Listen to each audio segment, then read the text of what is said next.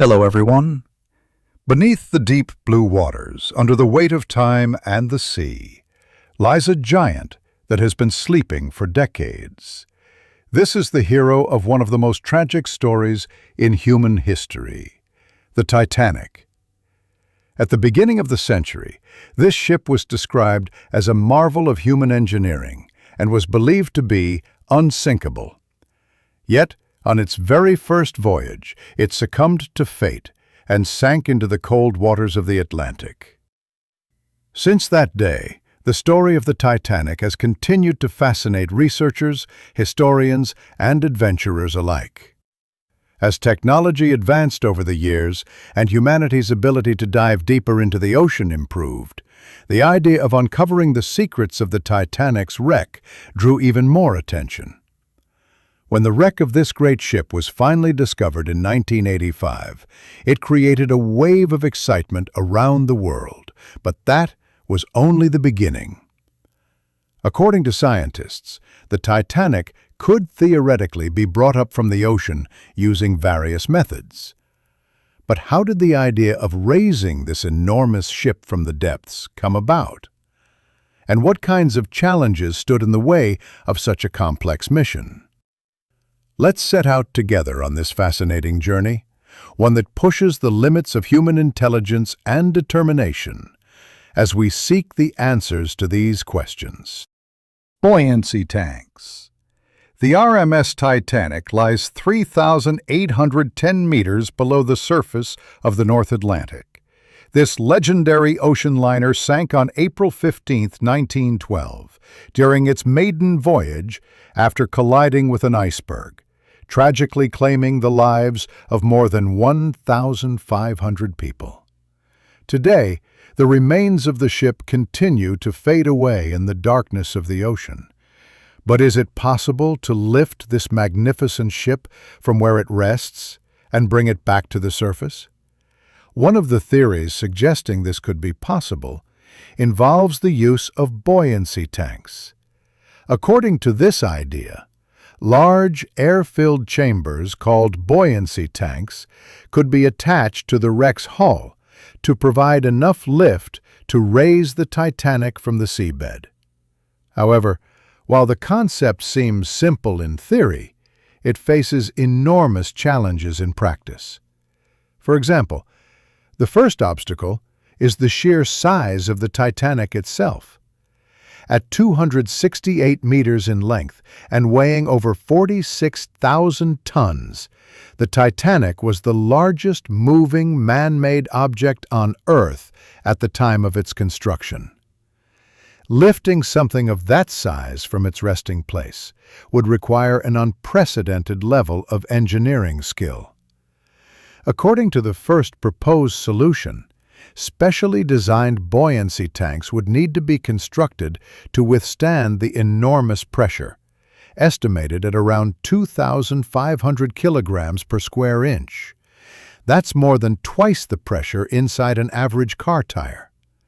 Moreover, the tanks would need to be built from extremely strong materials and carefully tested before being placed at the wreck site. To prevent them from bursting, the air pumped into the tanks would have to be highly compressed. Another major challenge would be distributing the lifting force evenly along the wreck site. As you might imagine, the Titanic is no longer in one piece. Before it sank, the ship broke in two. The bow and stern sections now lie scattered across an area of roughly 600 meters. Therefore, determining the number of tanks needed and where exactly to attach them to lift both sections would require careful analysis. Otherwise, unequal lifting forces could cause the already fragile wreck to bend or break apart even further. Lowering the tanks into the area and securing them safely to the wreck would only be possible with advanced technological equipment. Remote-controlled underwater vehicles would need to be used to position each tank, while technical divers would have to bolt the connection points to the Titanic's hull.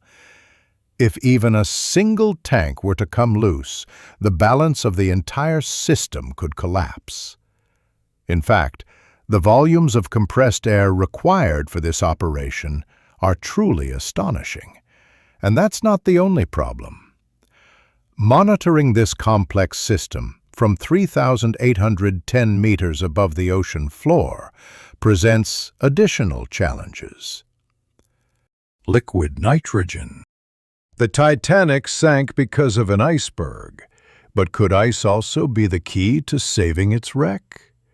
Although it may sound extremely ambitious, one proposed solution involves using liquid nitrogen to completely freeze and encapsulate the Titanic wreck, turning it into a single frozen block that could then be lifted to the ocean's surface. The concept itself sounds surprisingly simple. First, a metal mesh would need to be built around the wreck to contain it and protect the fragile structure from damage during the freezing process. Then, a sufficient amount of liquid nitrogen would have to be pumped into the wreck site to instantly freeze all the surrounding water. This rapid freezing would transform the wreck into a solid, buoyant block of ice that could theoretically rise to the surface. Of course, in practice, things are far more complicated. For instance, the volume of liquid nitrogen required to freeze an area containing a 46,000-ton ship over 300 meters in length would be absolutely enormous. Constructing a metal mesh around the wreck could also disrupt the delicate ecosystem and would demand highly advanced engineering skills at every stage, making it highly unlikely. We're essentially talking about achieving something never before done in history. To supply the necessary liquid nitrogen, hundreds of insulated tanker trucks would be required. Massive cryogenic pumps and kilometers of specialized pipelines would be needed to transport the cold liquid downward and distribute it evenly throughout the wreck area. Building such a vast freezing infrastructure on the ocean floor would be a massive undertaking on its own. On top of that, the extreme pressure and low temperatures found at those depths would create even more technical challenges. During the pumping process, keeping the nitrogen in its liquid state is critical. It must absorb heat and trigger freezing while avoiding rapid vaporization. To maintain this, specialized nozzles, valves, and flow controls designed to regulate the cryogenic liquid under pressures exceeding 2,500 pounds per square inch would be essential. Moreover, the ocean's natural thermal insulation works against rapid freezing.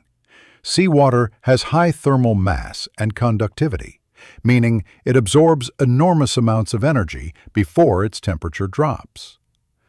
Generating enough concentrated cooling power to overcome this effect would push the limits of cryogenic technology. Additionally, frozen seabed sediments could block or distort the spread of freezing throughout the wreck area. Therefore, monitoring and dynamically adjusting this massive frozen zone at thousands of meters deep would be vital. While it's theoretically possible, delivering such immense freezing power to this depth introduces technological and logistical challenges as monumental as the Titanic itself. Lifting with magnets. What if we could use magnetism to lift parts of the wreck by attaching powerful electromagnets to the Titanic's iron hull? This futuristic method could offer an extraordinary solution for raising the ship's scattered remains from the ocean floor. However, executing such an operation at extreme ocean depths would be anything but simple. The basic idea focuses on reaching the iron and steel components, such as hull sections and structural frames, and using large electromagnets to pull them upward. These waterproof electromagnets generate strong magnetic fields when electric current passes through them. In theory, the magnetic attraction could produce enough lifting force to raise certain parts of the wreck, despite their massive scale and weight. But this is where the first technical obstacle arises. Creating magnets powerful enough to lift ship fragments from thousands of meters below would require devices capable of withstanding immense underwater pressure and extremely rough, corroded surfaces. Such magnets would need to produce enormous magnetic fields and handle tremendous power loads. Furthermore, the electrical cables supplying these magnets would have to be heavily reinforced to prevent breakage during full power lifting. In addition, the system would need the ability to attach and release selectively, connecting to specific parts and detaching quickly when necessary. On the other hand, the magnetic attraction itself could damage the delicate remains of the Titanic. Therefore, the control systems for these magnets would need to allow precise handling, gently attaching and detaching even while moving heavy debris. Achieving this level of precision at such extreme depths, however, would be extremely difficult. Considering the Titanic's structural integrity has severely deteriorated after more than a century underwater, the tension created by magnetic lifting could lead to further corrosion, fractures, or even cause rivets to detach and plates to collapse. Moreover, any sudden shift or collapse during the lifting process could cause cables to snap, or electromagnets to become buried or entangled. The deeper the operation is conducted, the greater these risks become. In conclusion, while the idea of using magnetic forces to lift the wreck is truly fascinating, the challenge of building and coordinating electromagnets that are both powerful and precise enough to mechanically raise the fragmented ship from thousands of meters below the surface makes this futuristic recovery method highly unlikely. Salvaging the wreck and its parts. Imagine a massive underwater operating room equipped with complexly controlled robotic scalpels and saws. Our patient, the decaying wreck of the Titanic. The goal is to meticulously disassemble the historic ocean liner and lift each section independently. To begin with, we can say that the delicate cutting process required to divide this fragile wreck is the first major obstacle to the idea. The core concept involves using advanced cutting tools to separate the ship into manageable sections. This way, each piece could be brought to the surface individually. However, the success of this method depends heavily on the ability to skillfully divide the ship without causing further collapse. The site's extreme remoteness and depth are the first challenges to overcome. All cutting operations would need to be performed robotically by machines or autonomous underwater vehicles. Yet this remote operation factor would limit physical control due to communication delays, not to mention the near-total darkness of that part of the ocean. On the other hand, there are also numerous challenges related to the cutting tools themselves. These machines would need to cut through thick steel quickly and safely, which means a combination of specialized cutting systems would likely be required, including large hydraulic shears, diamond wire saws, plasma torches, abrasive cutters, and more. Naturally, each of these machines comes with its own advantages and disadvantages. Perhaps the greatest challenge would be selecting the most suitable cutting patterns to ensure that the ship doesn't collapse under its own weight during the operation. In fact, a small section of the Titanic's hull was once attempted to be lifted in 1996, but the mission failed. A salvage company used a diving vessel to attach fuel-filled balloons to a 21-ton section containing 4 portholes and a door. The plan was for the balloons to lift the section to the surface. After the first attempt, the company intended to recover various parts of the Titanic piece by piece over the following years.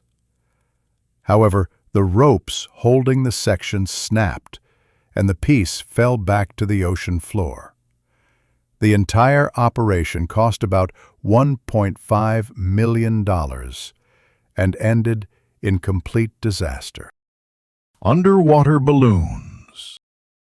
Is it actually possible to raise the Titanic using durable lifting balloons? In fact, this idea has been discussed for decades. Although they are more flexible than rigid tanks, deploying enough balloons to lift a 46,000-ton ship presents enormous coordination challenges. These inflatable containers, also known as airlift bags, are designed to provide buoyant force underwater and are commonly used to recover sunken ships, lost cargo, or other large submerged objects. The basic principle appears surprisingly simple. The balloons are first deflated and attached to predetermined points on the submerged object. Then, air is pumped into them from above, and as the balloons inflate, their buoyant force increases.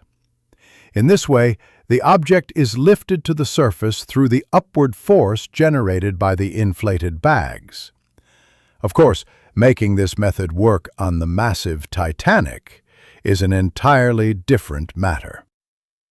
First, we must consider that the wreck lies 3,810 meters below the surface. At such depth, the lifting balloons would need to be made from extremely durable and flexible materials to prevent tearing. Synthetics reinforced with Kevlar or carbon fiber could potentially withstand the pressure at that depth. Balloons produced for this purpose would resemble enormous cushions, each capable of supporting thousands of kilograms. In addition, strong straps would be required for secure attachment, along with integrated valves allowing remote inflation once the balloons are in place. To generate enough total buoyant force to lift the enormous hull, hundreds of balloons would be needed. Furthermore, given the depth, transporting the deflated balloons to the wreck site would present significant logistical challenges. This would likely require multiple support vessels, deep-sea cranes, and remotely operated underwater vehicles, ROVs. Each balloon would need to be positioned and secured with extreme precision, an operation demanding advanced robotics and navigation systems. Moreover, once attached, the balloons must be inflated in a carefully controlled sequence.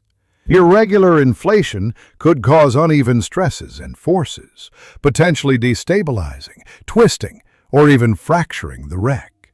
Therefore, the entire procedure would have to be monitored in real time, with air volume levels and inflation timing for each balloon adjusted and meticulously controlled. Controlled explosion. Some researchers have proposed a rather strange method for salvaging the Titanic wreck: blowing the wreck apart with explosives. At first glance, this idea seems utterly absurd and destructive, doesn't it? However, the rationale behind controlled detonations is to break the wreck into smaller pieces for removal, while minimizing the chance of completely destroying the artifact. That said, applying controlled explosions to a shipwreck located kilometers beneath the surface could produce unpredictable results. First, the explosives would have to be placed in predetermined strategic locations on and around the wreck.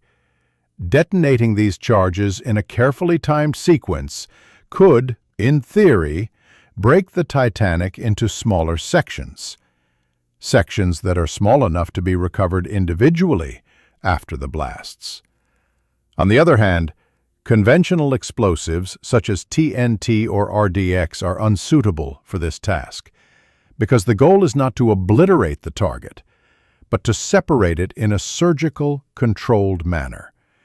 In other words, explosives would need to be engineered to direct and focus the blast with very high precision, powerful enough to cut through thick steel plates, yet not so destructive that they pulverize the surrounding structure.